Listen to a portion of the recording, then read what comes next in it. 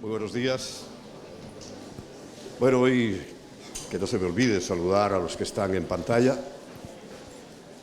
especialmente a los que sé que están ahí como en algunos sitios le llaman campus, ¿no? Hay iglesias que tienen tanto número de personas que al no caber en el auditorio principal tienen lugares, pero en este caso es en Alemania, un saludo en Suiza y en otros muchos lugares no sabemos bien. Y por supuesto a vosotros que estáis aquí, le hemos pedido al Señor que podamos entender, comprender, asimilar su palabra, su enseñanza, porque estas cosas tienen importancia, porque no olvides que todos, y no me refiero solamente a nosotros, sino que toda la humanidad, un día, en diferentes días, evidentemente, los que hemos creído en Él, tenemos un día, los que no han creído tienen otro día, pero todos nos presentaremos un día delante del Señor, le rendiremos cuentas como estamos viendo y intentando y tratando de ser mejores administradores, dado que no podemos olvidar de que fue el encargo, cuando nos creó, de que nosotros aquí en la tierra, y digo nosotros hablando de los seres humanos en general, aquí en la tierra, que le pertenece a Él, teníamos que administrarla, señorear sobre ella, pero señorear no para abusar, sino para hacer prosperar, para hacer multiplicar lo que el Señor ha puesto en nuestras manos. Vimos en estas semanas pasadas que cuando el Señor considera que somos buenos administradores, es cuando hemos logrado multiplicar lo que Él nos ha dado. Y al contrario, malos administradores, cuando simplemente dejamos pasar el tiempo y no hacemos nada para que nuestro entorno, que este mundo que nos correspondería a nosotros, tendría que ser el ser humano el administrador único, pero muy bien sabemos que no es así. Fue tomado, ganado en una especie de juego, de partida que el propio Satanás planificó, en el cual logró afectar el corazón del hombre. Me resulta, y no puedo reprochar, ni intento reprochar nada, pero resulta difícil de creer que unas personas a las que nunca les había pasado nada malo, nunca habían tenido un contratiempo, nunca habían experimentado frío, ni calor, ni hambre, ni enfermedad, ningún tipo de conflicto, fallaran. Me refiero a Adán y a Eva. Si ellos, que no tenían ningún conflicto y no habían experimentado absolutamente nada más que el amor de Dios, fallaron, a partir de ahí nosotros, que sí tenemos muchos conflictos, que sí estamos jalonados en todo nuestra caminar, nuestra existencia de múltiples sinsabores, fracasos, cosas que no han edificado nuestra vida, sino por el contrario, nos han hecho sentir todo tipo de experiencias. Por supuesto, la más hermosa es el gozo, pero sabemos que no es así y la mayoría de las veces sentimos indiferencia y aún peor, tristeza, frustración, rabia, Porque no sabemos manejar. Hemos perdido la habilidad de desenvolvernos en este mundo. Y el Señor quiere que recuperemos. Que Él, y esto lo recuerdo muy bien, que me lo dijeron cuando apenas había recibido a Cristo y se me quedó en mi mente, que Él ha venido para darnos vida y que esa vida sea en abundancia. Y curiosamente esa frase que está en Juan capítulo 10, versículo 10, está seguida de una que es real. Y es que el ladrón, uno de los muchos nombres que puede recibir Satanás, aquel envidioso, que no pudo soportar que el Señor hubiera puesto sobre nosotros tanto poder y tanta responsabilidad, y nos hizo caer. Él, que es un ladrón, nos robó la tierra. Nos robó esta tierra. Y Él la está manejando y lo estamos viendo.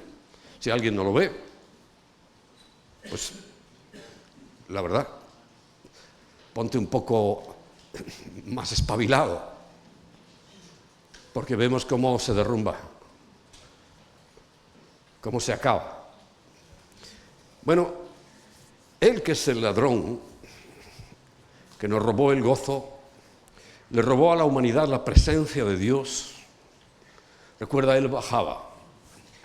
Él venía hasta ese lugar que se llamaba el huerto, una zona especial dentro del Edén, donde trabajaban, eran felices Adán y Eva. Y leemos en la palabra que Él venía. Él se presentaba y hablaba con ellos.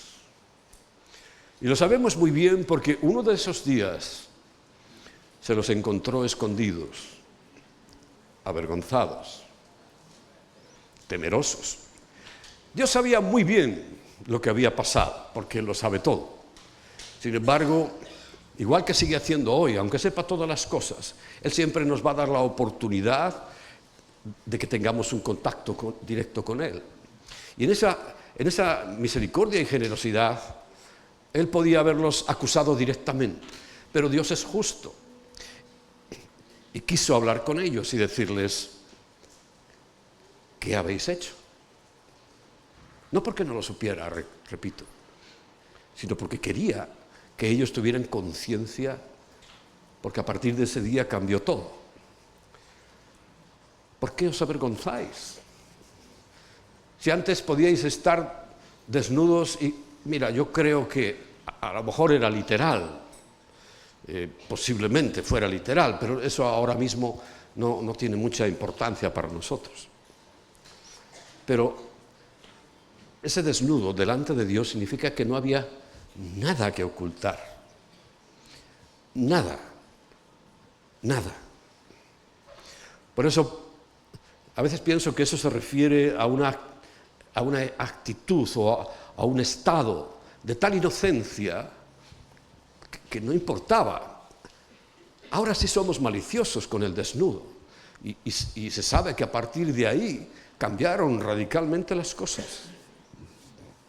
Ellos inmediatamente, como hace toda persona sin Cristo, trataron de tapar su vergüenza, porque la tiene, a pesar de que muestren una maldad en el fondo, ellos saben, la gente sabe que está mal y que lo está haciendo mal. Trataron de tomar unas hojas, no dice de parra, de ninguna parte, pero algo vegetal, algo que fácilmente se deteriora para cubrir. Ya no eran inocentes. Sabían que no eran inocentes, por eso se avergonzaban delante de Dios. Y se cubrieron como pudieron. Claro, el Señor inmediatamente dio la primera muestra de su amor, de su misericordia y de su salvación que vendría a través de Jesús. Porque inmediatamente les preparó unas vestimentas que, aunque no son eternas, no son como una hoja. Y les preparó unas túnicas, una cobertura de pieles. Si analizamos bien esa situación, ¿de dónde salieron las pieles? Salieron de que por primera vez el amor de Dios se manifestó en que en lugar de acabar con ellos, porque estaba muy claro, el Señor se lo había dicho, ciertamente el día que tú quieras juzgar por ti mismo y saber lo que es bueno y lo que es malo, morirás. Esa frase es literal y tenía que haberlos matado, pero no lo hizo. Sí quedó una consecuencia, que fue la muerte espiritual. Y dice en la Biblia claramente que todos estamos muertos en nuestros delitos y pecados, pero estamos bien vivos, ¿verdad? Pero la muerte física la reemplazó, sin lugar a duda, por algún animal, posiblemente un cordero. Ya existían,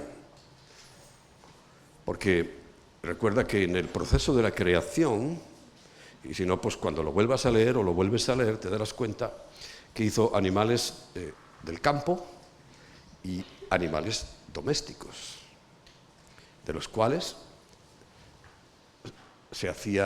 eran útiles para el ser humano. Y seguramente era un cordero, porque ese mismo acto que en aquel momento se produjo, se repitió 4000 años después, con el Cordero de Dios. Pero allí vemos que es la primera vez que somos despojados de esa maravillosa presencia, en la cual era real y literal, en el que Dios bajaba al huerto. Claro, el huerto se clausuró, aquel lugar se cerró y fueron expulsados. Y nos robó lo más importante, pero también nos robó el dominio y la posesión delegada, vamos a llamarla así, delegada, que recibimos de parte de Dios, de señorear, de administrar, de hacer multiplicar, de hacer crecer todas las cosas que en ella había. Se perdió. Y repito después de esa frase que el ladrón solo viene para hurtar, matar y destruir. Es cuando dice que el Señor dice que vino, mas yo he venido para que tengáis vida y tengáis vida en abundancia. De tal manera que yo no propongo esos planes locos que están ofreciendo en algunas doctrinas falsas, erróneas, de que imprescindiblemente te va a ir bien, imprescindiblemente, sino que si nos sometemos a los planes de Dios, las cosas irán bien. Si nos sometemos a las instrucciones que Dios nos da, claro que las cosas van a ir bien. No va a significar nunca que todos vayamos a ser millonarios. Lo somos en riquezas celestiales, pero en la tierra, recuerda, a uno se le dieron 5, a otros 2 y a otro 1. Quiere decir que no todos van a tener las mismas oportunidades, pero te voy a decir algo y apúntalo en tu mente y si tienes una libreta apunta. Pero sí tenemos las mismas responsabilidades. Que claramente vimos que 2 de ellos, aunque una diferencia notable, porque ni siquiera al segundo se le dio la mitad, sino menos de la mitad, pero fue igual de fiel igual de responsable que el que tuvo más. No así el que tuvo uno, que ya comentamos, al cual se le llama infiel, al cual se le expulsa de la administración.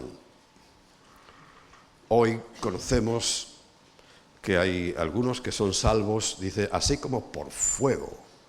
Yo no conozco la profundidad de esa expresión, pero sí puedo entender un poquito que aunque es salvación, pero no es lo mejor.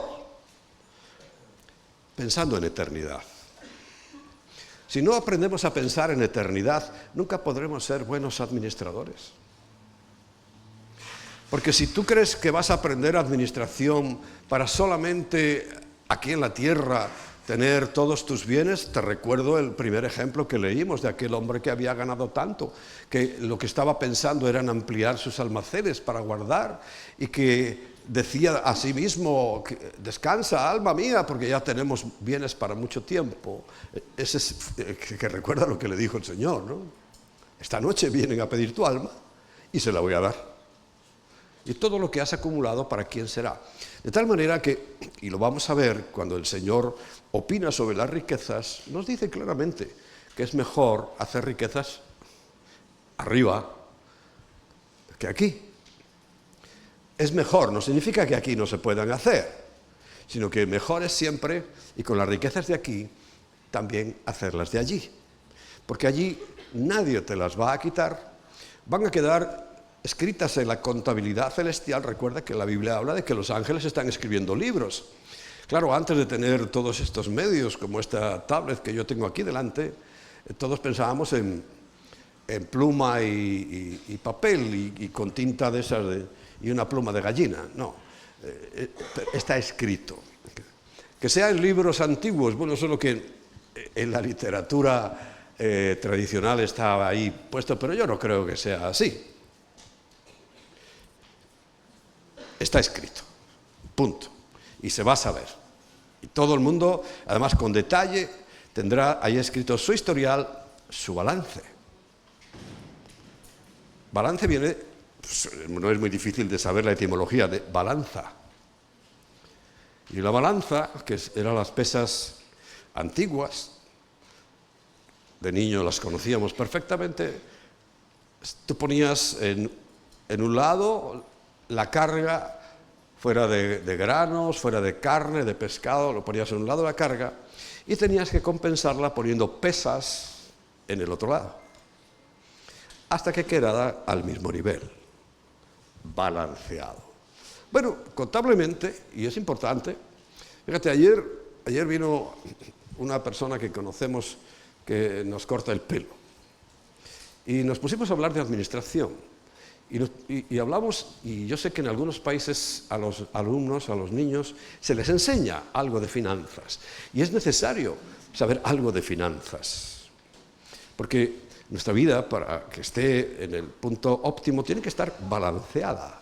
Ya no hablo solamente de economía, sino todo, absolutamente tiene que estar balanceado. Porque hoy vamos a ver cosas importantísimas que tenemos que administrar. Pero claro, la más compleja y delicada, y la que más puede cambiar nuestra vida, la única que el Señor pone como su rival, ojo, no porque lo sea, porque no hay ningún rival para el Señor, sino hablando de nuestro corazón, es las riquezas. Que no las podemos amar, sí las podemos tener, pero no las podemos amar. No te olvides de eso. Y cuando puedes tenerlas y no amarlas, al que tiene, ¿qué dice? Se le dará más. Porque lo sabe administrar, no afecta, no daña, no perjudica su corazón. Ese es el punto de equilibrio. Que no perjudique tu corazón.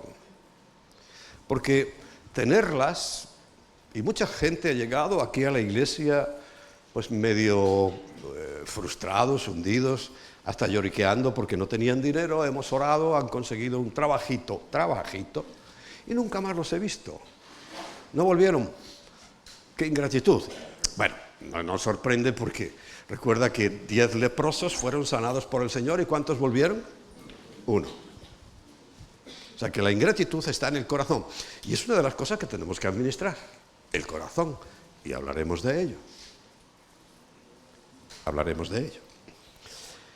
Pero bueno, después de ese robo, ahora resulta que el Señor nos plantea volver a recuperar, al menos en nuestro entorno, la posesión de la tierra. Os pongo un ejemplo. Fíjate, el otro día me salió ahí un recuerdo en las fotos, que de vez en cuando te salen fotos ahí cuando miras el teléfono, y me salió que el 8 de febrero del año 2005 fue la primera vez que vinimos a visitar esta finca. Recuerdo, vine con Natanael, con Olmer, que estaba en aquel tiempo con nosotros, y fue el que nos presentó la finca, y ahí están las fotos con el antiguo propietario, pues viendo esto. Algún día, si queréis, os las pongo. No tienen nada que ver con lo que hoy estáis viendo. Nada que ver. Pero nos pareció un lugar por el Espíritu, porque cuando tú eres guiado por el Espíritu, percibes cosas que la carne no te dice. Y sentimos que era esto. Pero eso fue hace 21 años. 21 años. Y solamente llevamos ocupándola como 5 o 6. Quiere decir que estuvo entre 18 y 20 años en que ni siquiera sabíamos qué hacer con ella. Sabía que el Señor nos lo había puesto ahí y no sabíamos. O sea, el Señor se anticipó mucho antes de que llegaran crisis, mucho antes, y nos preparó y nos proveyó las cosas que hoy tenemos. Para los que, si hoy eres nuevo aquí, no solamente tenemos esta, sino que tenemos otra finca. ¿Qué significa? Bueno, podíamos tener, y tuvimos, un territorio dentro del bullicio de la ciudad. Pero no es lo mismo, ni se escribe igual, como decimos en España, tener tierra. Es importante tener la tierra, porque el Señor nos dio tierra. ¿Sabes quién fue el que hizo la primera ciudad? Nimrod. Un descendiente del único que recibió maldición, que fue Cam. A él fue el primero que se le ocurrió hacer una ciudad.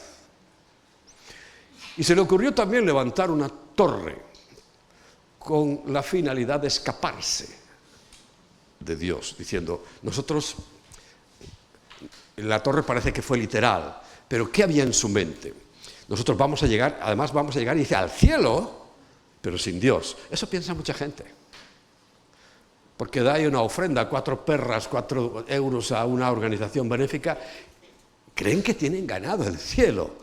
O sea, han hecho su propia torre de Babel, absurda, pero lo creen. Bueno, y las ciudades, ojo, nosotros tenemos que vivir en una, y de hecho vivimos en una, no son de Dios. ¿Cómo? Si hay tantas ciudades. Bueno, ¿quién gobierna la tierra? ¿Quién se quedó con la tierra? El ladrón. ¿Cuál era el plan de Dios? Un padre y una madre que tienen hijos. Cuando esos hijos se casan, ¿dónde tenían que hacer la casa? Al lado del padre. Y así, generación tras generación, ¿podrían formar ciudades? No, no era el plan de Dios. No era el plan de Dios. Y de hecho las ciudades son el foco de corrupción más grande que existe.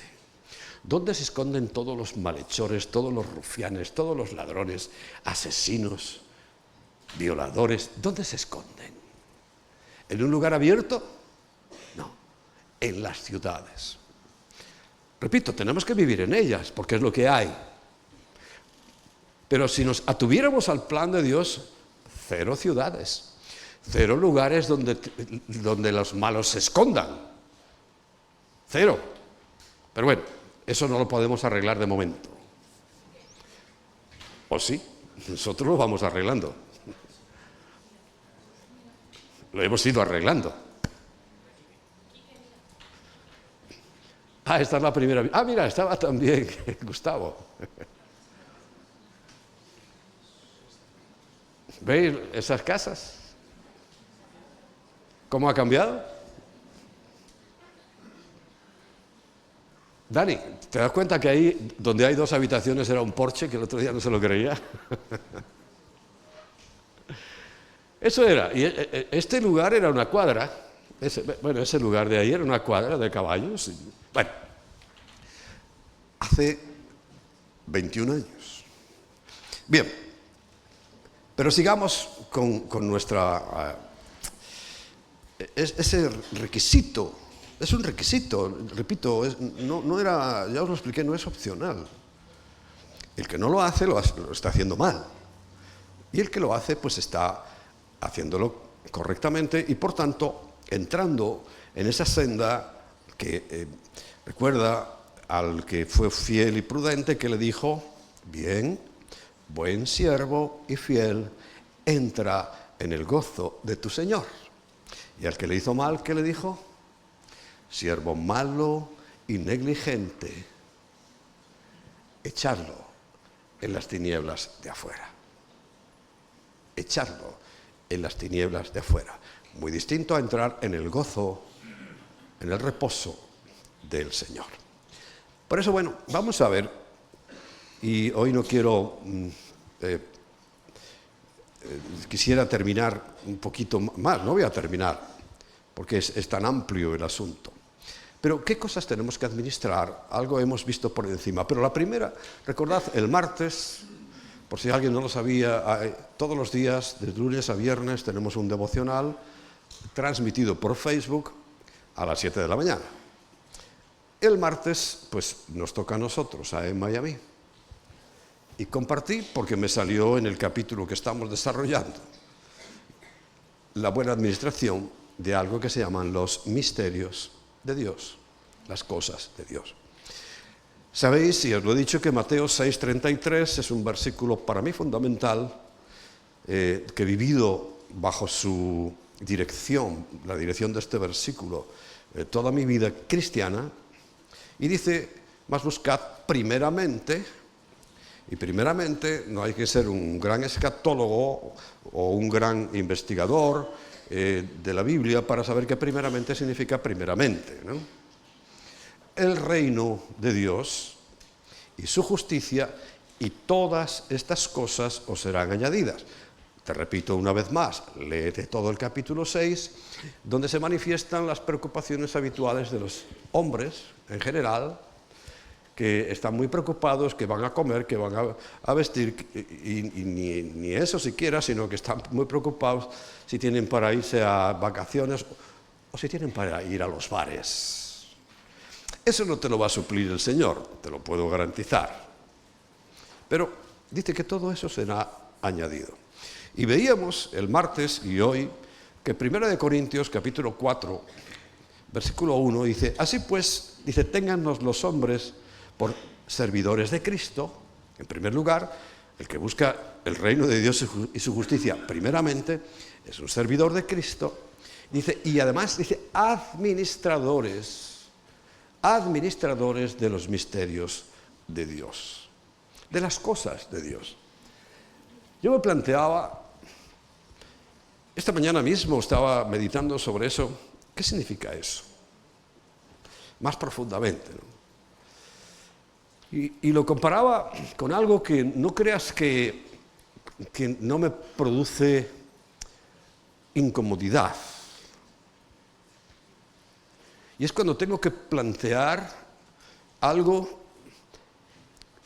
que está en contra totalmente, absolutamente, de las costumbres cristianas. Y peor todavía de las costumbres cristianas evangélicas, que se supone que hacemos las cosas bien. Porque el otro mundo que lleva el nombre de cristiano son los idólatras, los que hacen, rematadamente mal su tarea. Porque Dios dice que no se hagan imágenes, las hacen. Que no se postren entre ellas, se postran. Que no las honren y las honran. Bueno, ahora no voy a hablar de eso. Estoy hablando de los evangélicos, que se supone, ¿veis? No tenemos imágenes. Es más, yo evito hasta la cruz. ¿Por qué? Bueno, no quiero ningún símbolo. Nunca hemos tenido ni siquiera el nombre en la puerta. ¿No os habéis dado cuenta? En estos 30 y tantos años que llevamos de pastores, ni siquiera el nombre en la puerta. Nunca hemos tenido nada. La razón no lo sé, pero es que nunca he tenido ganas de poner una gigantesca cruz o cualquier símbolo. Nunca. Pero bueno, a lo mejor es una cosa mía. Pero no creo que sea necesario. Ni lo tenían al principio, porque al principio la cruz no era el símbolo. ¿Cuál era el símbolo? Un pez. Un pececito. Ese era el símbolo de los cristianos. Bueno, y os decía, yo me planteaba, vamos a ver. Por ejemplo, el tema de las fiestas. Llevo años predicando eso, pero cada año, cada vez que tengo que predicar sobre eso, es una especie de conflicto. Porque me doy cuenta, hablo de cristianos que se supone que somos nacidos de nuevo, que Dios estableció unas convocatorias solemnes y se explica en la Biblia cómo se han de hacer, con fiesta, con regocijo, con etcétera, etcétera. Y la inmensa mayoría de los cristianos nacidos de nuevo, y yo siempre digo, supongo, no le hacen caso. Algunos no lo saben. En mis primeros años de cristiano y aún de pastor, bastantes años, yo no sabía.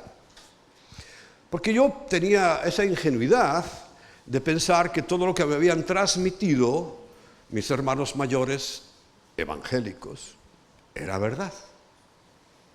Y fue un choque para mí cuando yo ya empecé a reaccionar y a decir, pero es que esto que estamos haciendo es que no es verdad. Es una frustración para uno que has confiado en tus mayores en la fe, en tus maestros, y te han enseñado una mentira. Es duro para mí. Es duro. Pero cuando estudié todas las fiestas que Dios reconoció, que Dios mandó, y resulta que no tiene nada que ver con lo que hacen los cristianos nacidos de nuevo. Y cuando hacen alguna, que es una,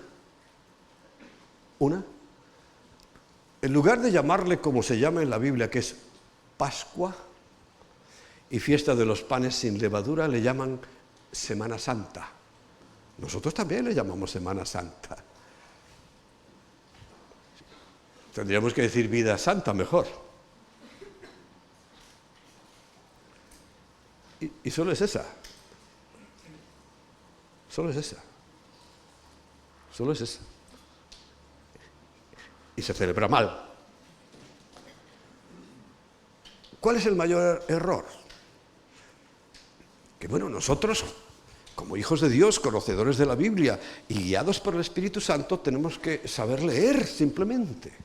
Si es que yo lo digo muchas veces, para entender la Biblia hay que saber leer. Pero saber leer no es juntar letras una con otra, sino entender lo que dice. Y por ejemplo, cuando hablamos de esa fiesta que no se llama Semana Santa, se llama Pascua. dice que el día 14 del mes primero hay que preparar el cordero. Ese es el día de la Pascua. Solo es un día. No sé por qué le llaman a todo. Algunos que quieren enmendar la plana, o sea, le llaman Pascua a todo ese periodo de una semana aproximadamente, pero no, Pascua es un solo día, está ahí en la Biblia. Porque al día siguiente, el día 15, no dice ni jueves, ni viernes, que es lo que nosotros todavía seguimos asumiendo, que es el jueves santo, el viernes santo, el sábado santo y el domingo de resurrección. Eso no lo pone en la Biblia, señores. No lo pone. Y yo decidí, voy a obedecer a Dios y no a las costumbres. Porque habla, día 10 se selecciona el cordero, día 14 se mata, día 15 comienza una semana que se llama la fiesta de los panes sin levadura. No es la Pascua, fue el día anterior. Y en medio de eso hay una fiesta que se llama la de las primicias, que es cuando resucitó Cristo, primicia de todo y de todos. Pero está hablando de días del mes, no de la semana.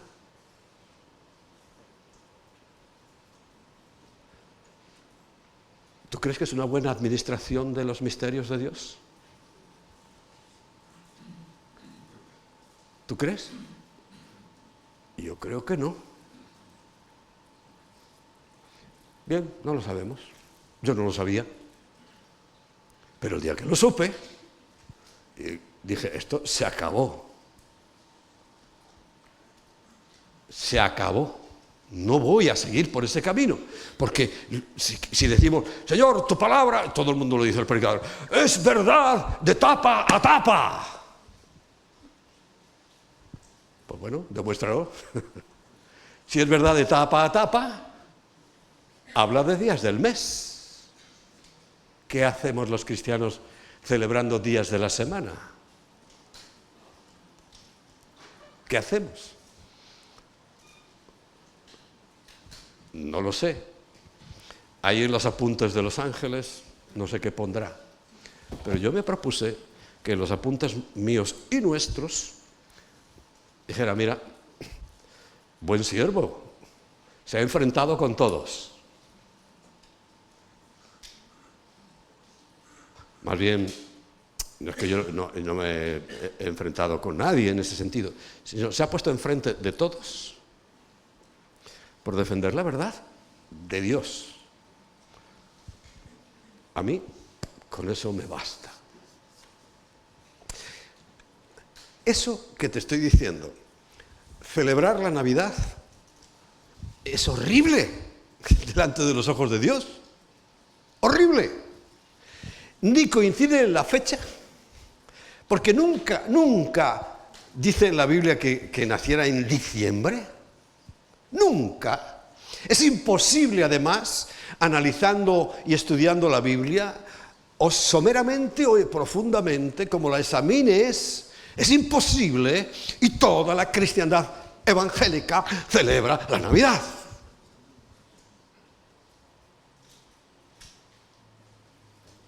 Espero que ayer no hayas celebrado el día de San Valentín.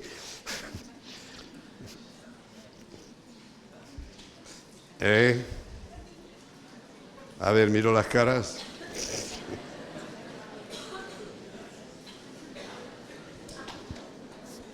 Mucha sonrisita ahí rara veo yo. Bueno, es una pésima administración. Primero, nunca dice la Biblia, ni dijo el Señor, ni en los evangelios, ni siquiera en los sinópticos, que se celebrara el nacimiento. Nunca. Nunca. Y además fue en el mes séptimo. Séptimo viene nuestro mes septiembre. por cierto, todavía no hemos terminado el año. Porque acabamos de pasar enero, y el anterior, ¿cuál era? Diciembre, que es el mes 10º. Otra pésima administración. Pésima. En tiempos, incluso en España, que era España era muy significativa en la antigüedad. Perdimos los papeles hace 500 años expulsando a los judíos. Ahí nos caímos con todo el equipo y fuimos cayendo hasta que pues somos o muy poco o nada. Pero recuerda, éramos la potencia mundial. Bueno, llegamos a ese punto y en ese punto nos encontramos con una pésima administración. En lugar de bendecir al pueblo de Dios, lo maldijimos. ¿Y qué dice Génesis capítulo 12, versículo 3? Al que te bendijere, yo bendeciré, pero al que te maldijere, yo también maldeciré. Pésima administración. Pero bueno, ahí estamos hablando ahora de lo que hacemos nosotros como creyentes, como hijos de Dios. Porque recuerda, lo primero que tenemos que administrar es los misterios de Dios, y además se requiere que el buen administrador ha de ser hallado fiel. ¿Por qué lo hacen? No lo sé. O sí lo sé, pero no quiero acusar. Hay otros que saben, porque yo hablo con algunos, saben muy bien que ni es cierto que Jesús naciera en diciembre, ni es cierto que la Semana Santa sea tal, pero les da lo mismo. Con la excusa siempre de la evangelización, que es un buen momento de evangelización. Pero es que el Señor no nos mandó a poner excusas, ni a intentar argumentar cosas que Él no dijo, sino a cumplir lo que Él dijo. Eso es lo que nos anima y eso es lo que tenemos que hacer. Por eso he querido, siempre lo hago, ¿no?, empezar por esto, porque es la tarea más importante. Así pues, téngannos los hombres por servidores de Cristo y administradores de los misterios de Dios, de las cosas de Dios. Os he puesto unos ejemplos muy claros. Muy claros. Muy claros. El día de Pentecostés también es un día del mes.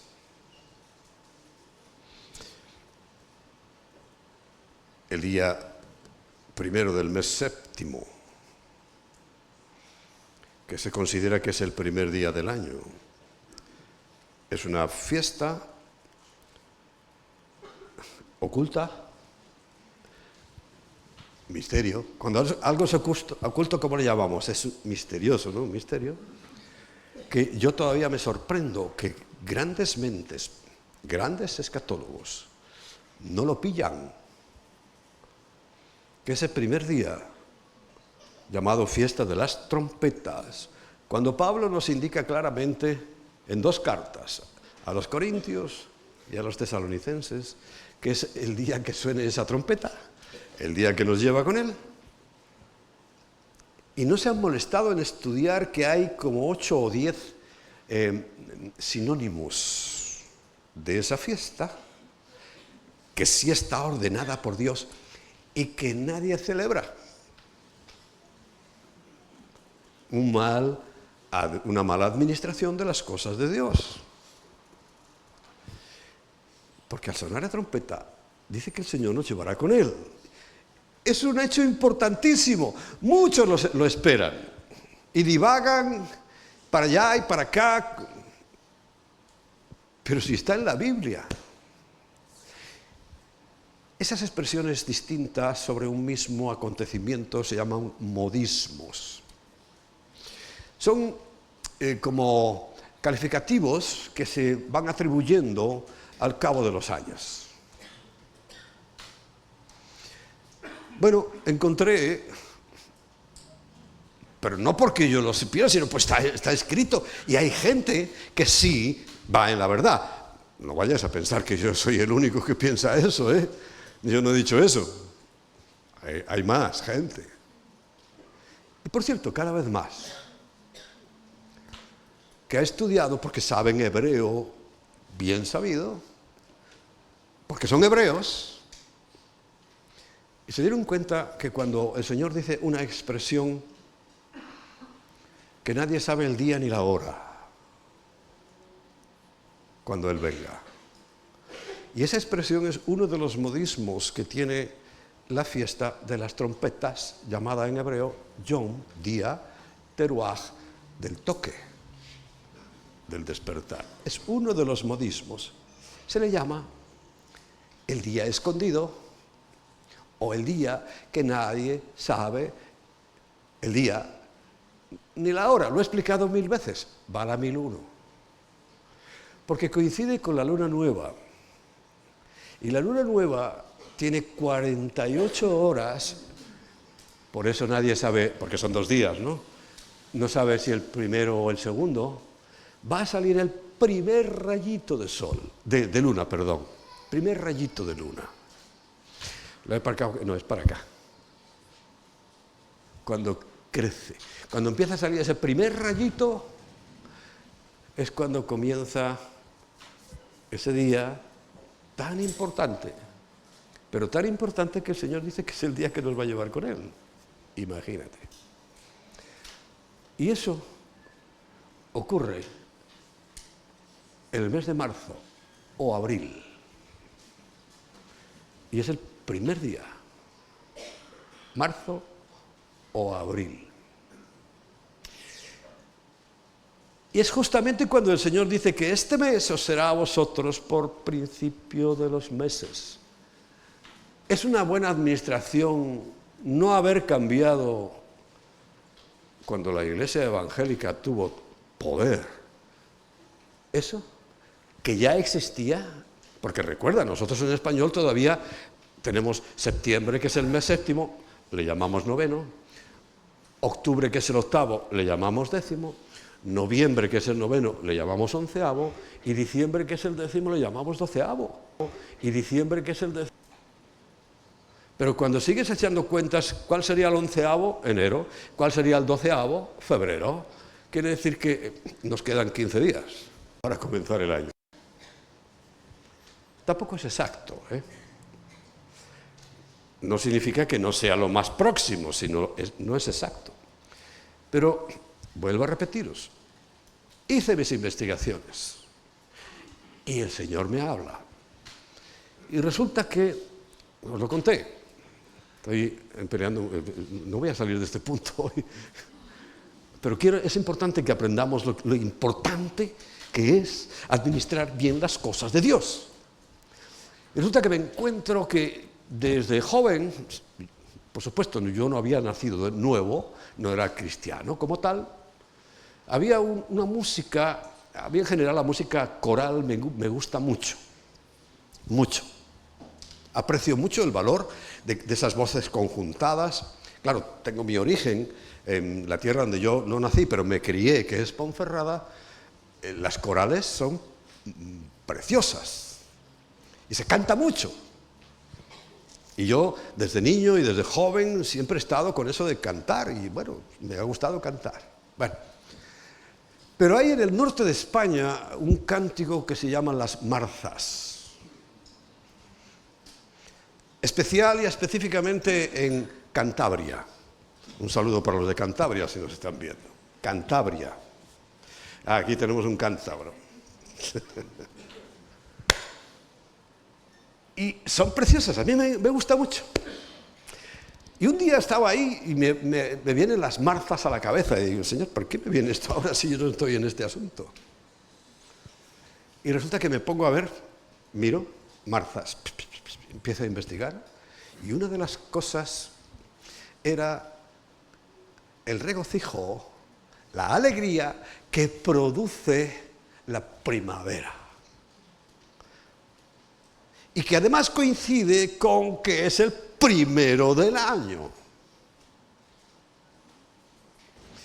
Y en ese gozo, y sobre todo en el norte, que ya sabéis, aunque llevamos un mes y medio comprobando lo que es el norte, con todo lo que ha llovido aquí, ¿no? Pues en el norte es casi siempre así.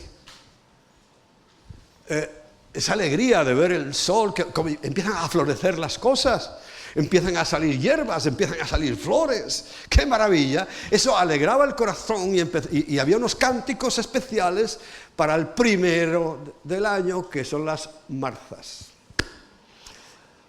¿Y sabes de dónde viene la palabra primavera? De la primera vera. ¿Qué es una vera? Una línea fina, o la vera también es la orilla de un río. ¿Y cuándo es la orilla? Pues la orilla donde se junta el agua con la tierra, eso es la orilla, y es una línea. Entonces, cuando aparecía la primera línea de la primavera, del mes que Dios dijo que os será a vosotros por principio de los meses, aquí en España se celebraba. Y no solamente, claro, lo que más ha quedado registrado es lo que ocurría en Cantabria, pero parece ser que en todo el norte, que en toda España, se sabía perfectamente que el año comenzaba en la primavera, junto con la vida, junto con las plantas, junto con la emoción de ver que sacaban esos fríos, esas lluvias tan intensas. ¿Lo comprendes?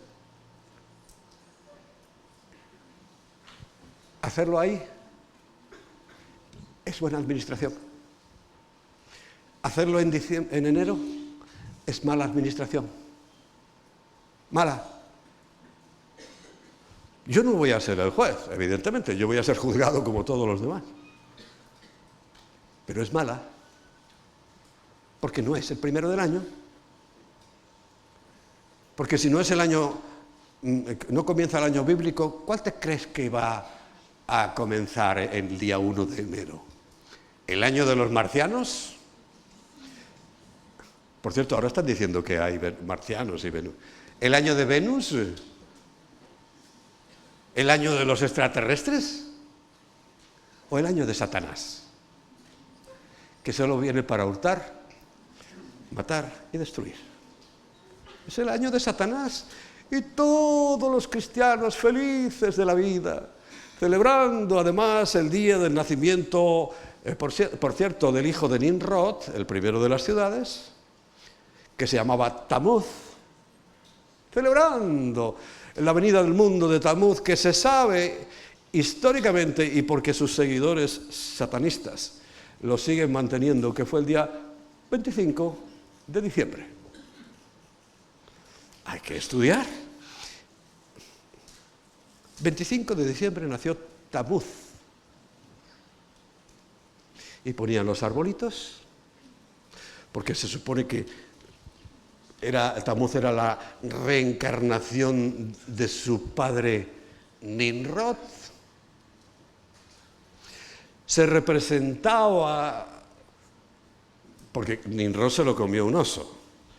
Frustrante porque creían que era Dios, ¿no? Y muy frustrante que un oso se coma a Dios.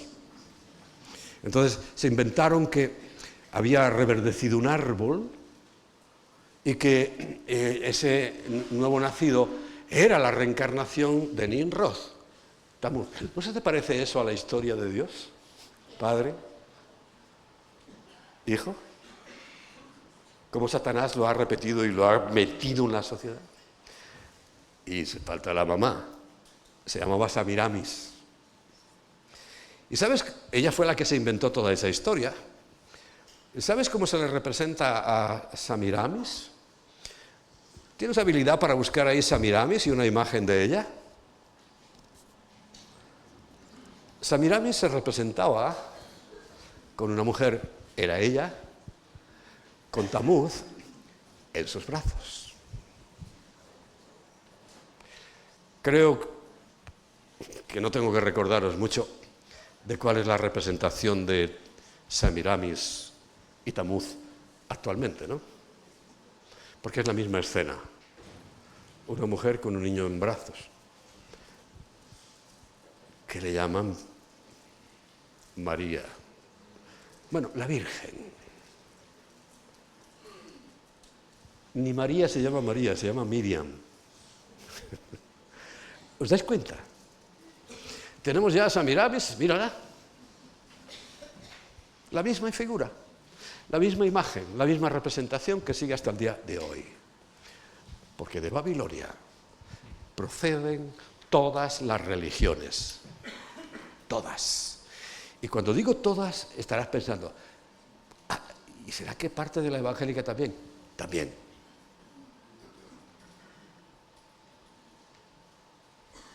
De ahí. ¿Es mala administración entonces? Sí. Sí, lo es. Y eso lo afirmo. No culpo ni condeno al que hace las cosas mal, porque hay quien le juzgue. Te vuelvo a repetir lo de siempre, no para salvación. Eso no nos salva. Eso no nos salva. Solo nos salva Cristo. Pero, hay salvos como por fuego. Y es al que se le quemó el ranchito. Al que cuando vino el fuego, le quemó el ranchito. La obra de cada uno. ¿Qué significa eso en términos del reino de los cielos? Creo que lo vamos a averiguar todos a la vez, cuando estemos allí.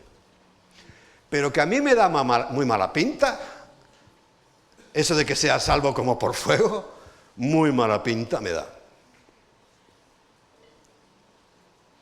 Yo prefiero que la obra que se me califique sea hecha con oro, plata y piedras preciosas. A estas tres cosas, el fuego las perfecciona, las purifica, las mejora y las crea, porque el diamante se crea a unas temperaturas increíbles que hay en la profundidad de la tierra. ¿Comprendes? Yo creo que estar en el cielo está bien, pero yo no te animo a eso simplemente. O sea, no me quedo en esa simpleza. Bueno, vas a ser salvo. Bien, vale. Pero es que tenemos una eternidad por delante. Es que tenemos una eternidad por delante. Yo llevo muchos años empeñándome en que al menos vosotros, los que me oyen, esa eternidad sea buena. Sea la del buen siervo y fiel que entra en el gozo de su Señor. Y por eso tenemos que aprender estas cosas. Y fíjate, muy poca gente le da importancia a esto, de que tenemos que ser administradores de los misterios de Dios. ¿Y cómo un administrador bueno, en los tiempos actuales puede que sí, ¿no? Haciendo todo mal, todo al revés, todo mentira, ¿puede ser un buen administrador? Que me lo expliquen. Que me lo expliquen. Porque el siguiente punto es nuestra propia vida. Es nuestra propia vida. Claro, si yo no sé administrar bien los misterios de Dios, las cosas de Dios, y me dedico a administrar las de Satanás, no creo sinceramente que eso se esté haciendo bien.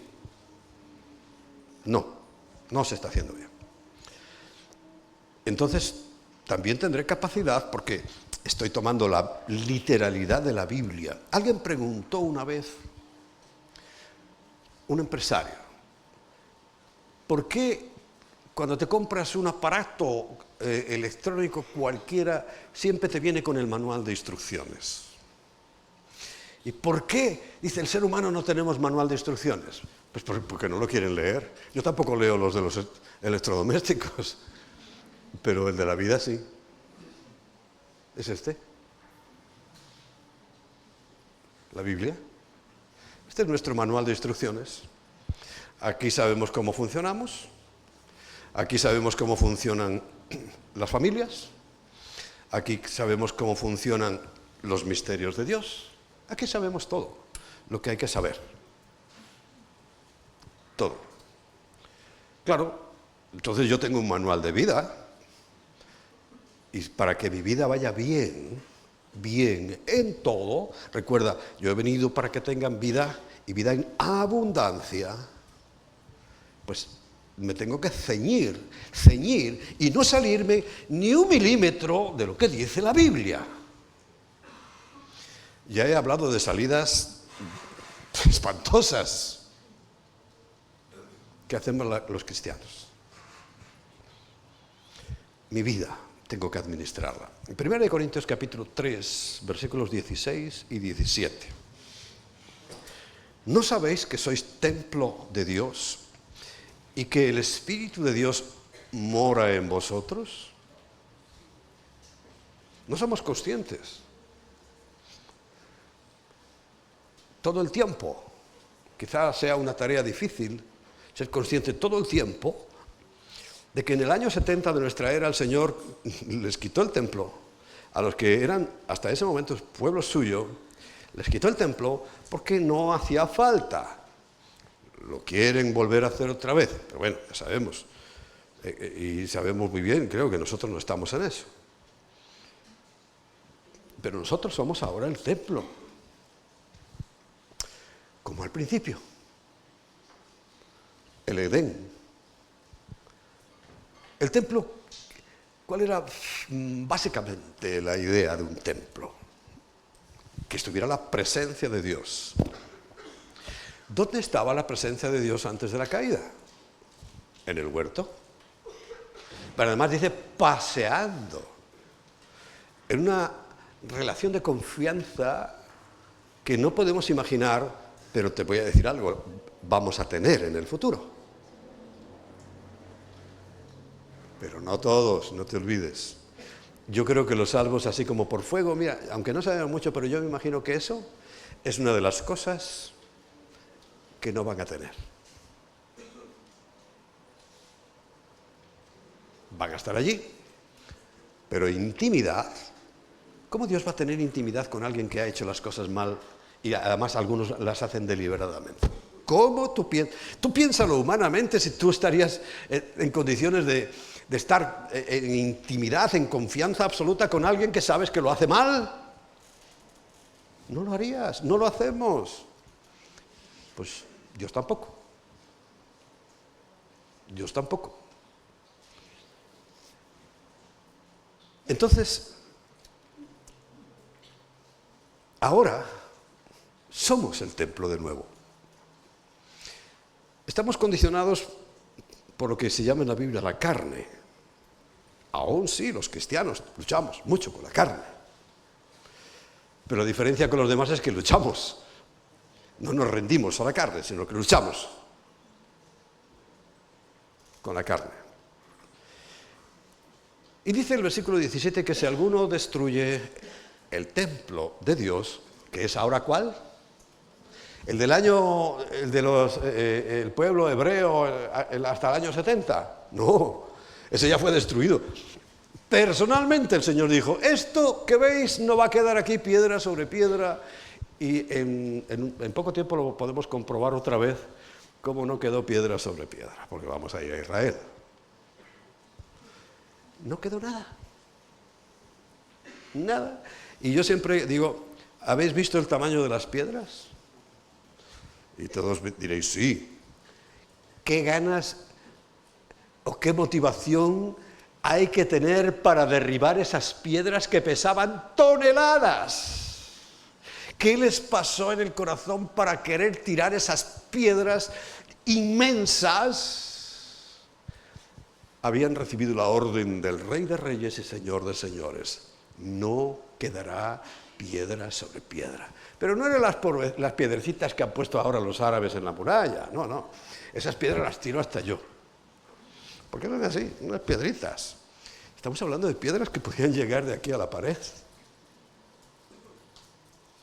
Hay que tener ganas para tirar eso, ¿no? Pero el Rey de Reyes y el Señor de Señores dio la orden y la ejecutaron. Por cierto, ayer me enteré de que no fueron romanos, que la Legión Décima, que fue la que destruyó el templo, ¿sabéis de dónde era? Siria, Irak e Irán.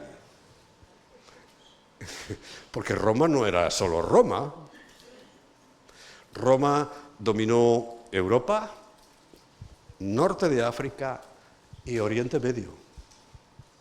Entonces los soldados de la Legión Décima, no digo de todos, de la Décima, eran de Siria, de Irak y de Irán. Anda, si son los mismos que quieren acabar ahora con ellos también, ¿no? No ha cambiado mucho las cosas. Yo estudio todos los días, para que lo sepáis, y os aconsejo que lo hagáis. Y voy para 71 años. Y estudio todos los días. Bien, mi vida. Si alguno destruye el templo de Dios, Dios le destruirá a él. Porque el templo de Dios, el cual sois vosotros, santo es. Es una declaración. ¿Fallamos? Sí. Sí. ¿Perdemos la salvación por los fallos? No. Hay quien dice que sí. Hay quien afirma que se pierde.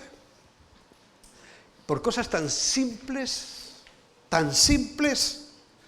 como no haber tenido esta reunión el día de ayer.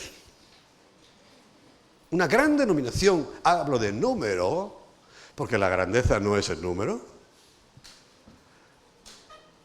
dice que, como son los adventistas del séptimo día, y el séptimo día para ellos es ayer,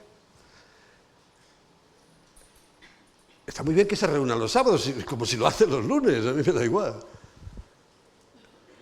Pero es que dicen que se pierde la salvación. Eso es muy grave. ¿Y en qué consiste la gravedad? Porque es un error, es una mala administración también, ¿no? Pero es que perder la salvación. Entonces tendríamos que decirle, Señor bendito, ¿para qué viniste a morir en la tierra si simplemente con reunirnos el sábado ya estábamos en el cielo? No tenía que haber venido. Pero lo afirman. Otros, y ojo, yo no estoy juzgando a nadie, yo observo objetivamente, pero ellos afirman, y lo he dicho muchas veces, que simplemente por la indumentaria de las mujeres, se condena. Se condena. Y entonces yo le vuelvo a decir, Señor, si simplemente tenías que haber mandado un profeta, poderoso profeta, que nos dijera cómo vestirnos, y ya estábamos en el cielo. ¡Qué fácil!, ¿no? Porque ellos piensan que por el largo de la falda, por las pinturas que lleves en la cara, ojo que yo no estoy defendiendo las cochinadas. Mucho cuidado. Pero no va en el infierno. Y yo os veo a algunas y no quiero... Voy a cerrar los ojos. Que parecéis un embutido.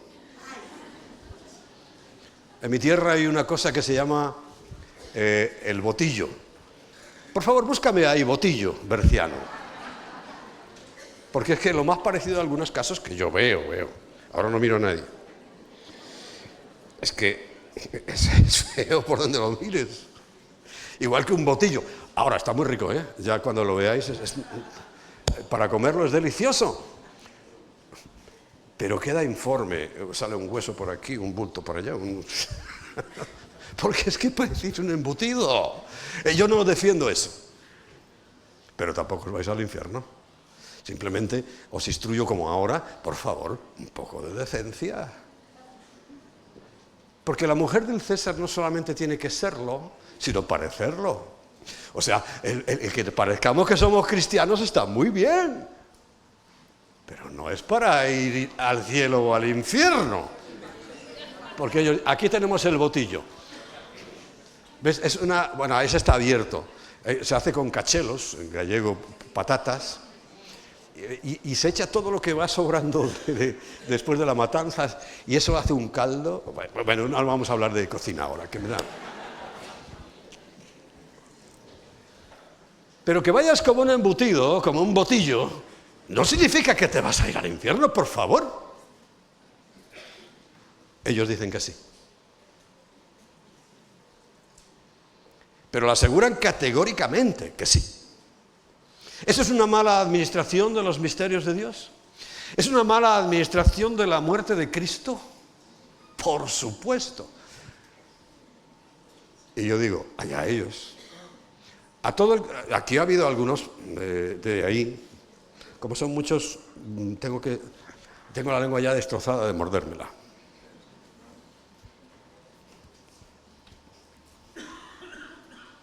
Pero es una pésima administración pretender que porque te vistas de una manera, te arregles el pelo de otra, te pintes de otra, eso es la salvación.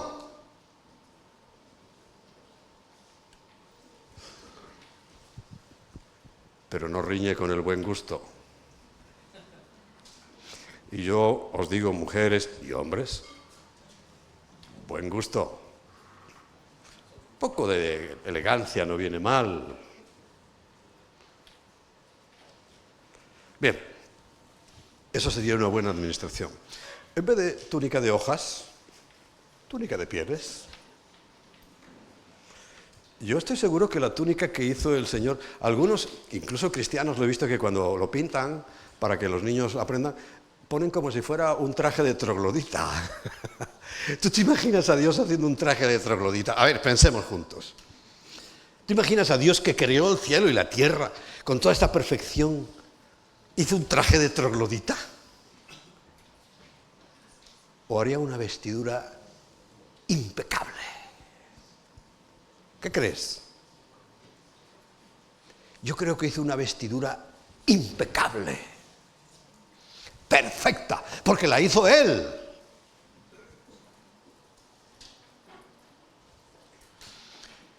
Y nuestros hermanos cristianos lo pintan de troglodita.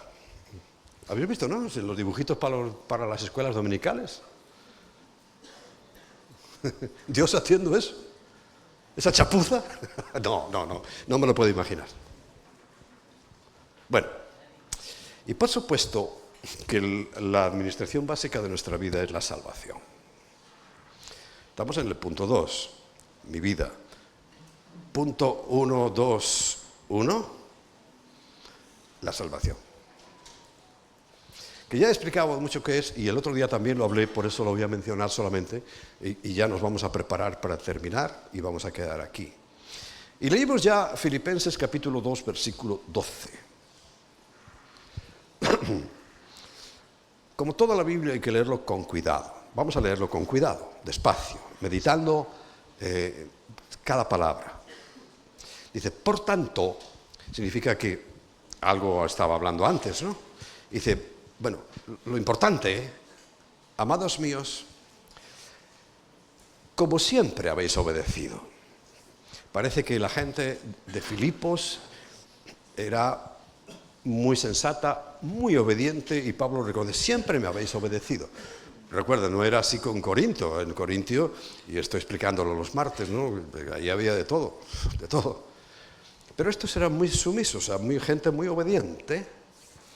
Dice, no como en mi presencia solamente, o sea, porque cuando yo os veo y os saludo, ponéis una cara de santitos,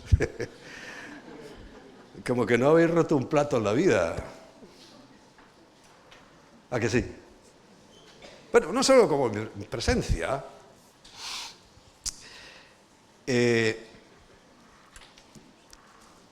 ver, que se me perdió así, sino mucho más ahora en mi ausencia, les dice, ocupaos, y aquí es, fíjate, es una palabra de 2 letras. Y la mente, sabéis que la mente traiciona mucho, ¿eh? En vez de en, le de. Y todo el mundo te va a afirmar, mucha gente te va a decir, ocupaos de vuestra salvación. Pero ahí pone en. Y en, el concepto básico es estar dentro de. El agua está en el vaso, dentro del vaso. O sea que dentro de nuestra salvación, de que ya somos salvos,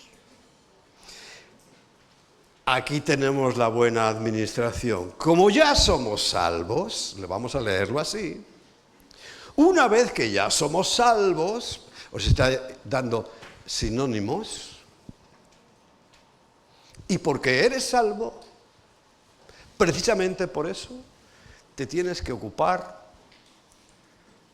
con mayor diligencia, porque dice, en vuestra salvación, con temor. Temor incluye algo de miedo, y esto lo digo por si me está escuchando a alguien a través de las redes y todavía participa de esas pésimas administraciones que he nombrado hoy. Hay muchas más. Todavía cree que eso es defendible, asumible para un hijo de Dios. Escúchame bien. Con temor y temblor, dando ya un grado, repito, la salvación no es cuestionable si es en Cristo. Pero dice temor y temblor.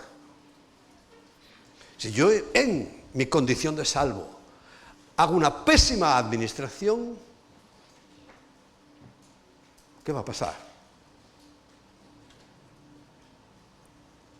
Una vez más, no estoy hablando de que pierdas la salvación. Si la tienes, aún como por fuego serás salvo. Si la tienes. Por eso antes dije, cuando hablo de hermanos, y yo digo, siempre lo supongo. Lo supongo. Quisiera que fuera así, pero afirmarlo, de ninguna manera. No lo voy a afirmar nunca eso. Cuando en la Biblia el Señor nos dice que por sus frutos los conoceréis, creo que se simplifica mucho ese concepto. Y a veces pensamos que es que porque repito cada palabra que digo la acompaño de aleluya. Este mismo discurso, esta misma predicación de hoy podía haber durado el doble, porque hay costumbre muchos de, dice, te leo otra vez, por tanto, amén, amados míos, aleluya, como siempre habéis obedecido, gloria a Dios. Se hubiera alargado el doble, ¿no? Mínimo, porque creen que es eso. Y yo creo simplemente que es decir las ideas seguidas. No hace falta recordar el amén, el aleluya y gloria a Dios. No creo que sea eso. Pero, repito, esas son cosas que yo no tengo que... Yo me voy a ocupar en mi salvación con temor y temblor. Dentro de mi condición de salvo, con temor y temblor.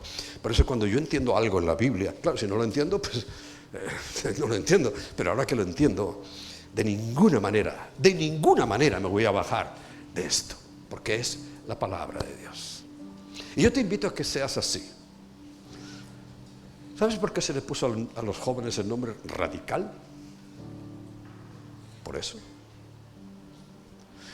No tienen que ser fanáticos. Fanáticos son esos que te mandan al infierno porque te has pintado el pelo de rubia, por ejemplo. Eso es fanatismo. Pero radical es un concepto muy profundo. Y no solamente a los jóvenes se les invita a que sean radicales, a los menos jóvenes, a los maduritos y a los ya pasados, se nos invita a ser radicales. quiere decir, no me muevo de mi condición, no me muevo de la palabra tal y como está escrita, no me muevo. Así que todos tenemos que ser radicales, todos. Es mucha la responsabilidad que tenemos por delante, mucha.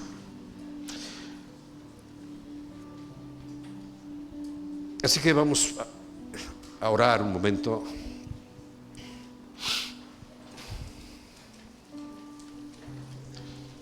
No sé cuál tienes en mente, dímelo por si acaso.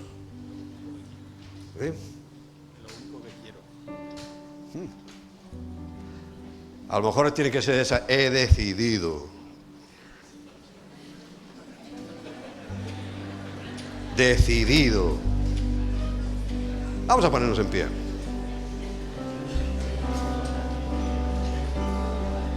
Porque eso se canta mucho con la boca, sí, pero en el corazón no. Padre, sí queremos ser radicales. Sí queremos ser firmes. Sé que tú aprecias la firmeza. Sé que tú valoras la firmeza, la convicción. Cuando yo oigo a hombres que han sido probados hasta lo más insospechado y humanamente lo más insoportable, como Job, le oigo decir, porque así quedó escrito en tu palabra: aunque me mates, yo no me apartaré de ti. Eso anima y animó mi corazón desde siempre, Señor. Estaba solo. Sus amigos, vaya caterva de gentuza, culpándolo a él, solo. Y dijo: aunque me mates. Esto es muy fuerte, es muy radical lo que te estoy diciendo, pero es que creo que tenemos que ser así, no fanático, radical. Y eso parte de una decisión, Señor. Hemos cantado esta canción multitud de veces, pero a veces no asumimos lo que estamos diciendo. Hoy, Señor, te pedí que abrieras nuestra mente para comprender las Escrituras. Te doy gracias porque sé que has abierto mentes. Pero hoy de tus labios, ojo, te estoy diciendo a ti, de tus labios tiene que salir esas palabras. Si no cantas bien, dilo hablando. Pero di: he decidido seguir a Cristo y no vuelvo atrás. Punto. Punto.